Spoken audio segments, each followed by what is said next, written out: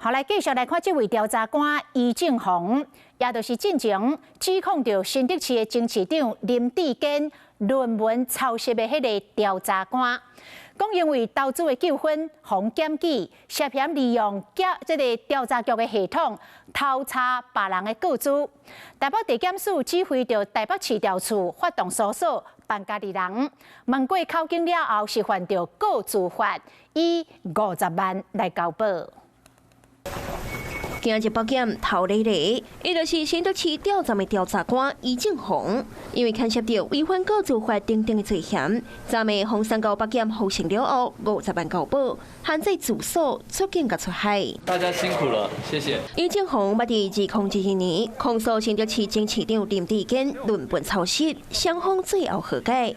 这个伊涉嫌违法吸收资金。对于2019年开始，当时一个伫监管公司做事姓陈的经营业权，向姓侯的官员讲，家己操作的绩效真好，投资后对当将本金提回来，而且还有利润通趁。随后，这个姓侯的官员佮叫家己的行外姓范的女子加入，然后提供资讯给于正宏，伊佮将消息分享给姓陈的朋友，两个人以女方的名义投资。想袂到姓陈的营业权向利息找无人，投资人拢提起告诉，其中所有人的个人资料漏泄，怀疑是调查官于正宏所做的。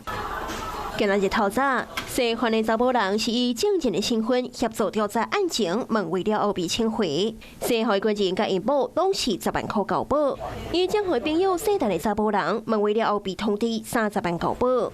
另外是姓陈的经营业权，是以涉嫌银行法甲诈欺等等的罪嫌，限制住所、出境甲出海。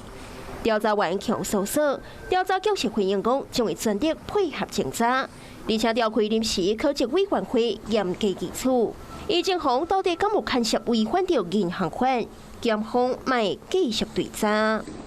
Hello， 我是张新文。想要抢先掌握最及时的新闻资讯吗？赶快订阅、按赞、开启小铃铛，锁定华视新闻 YouTube 频道。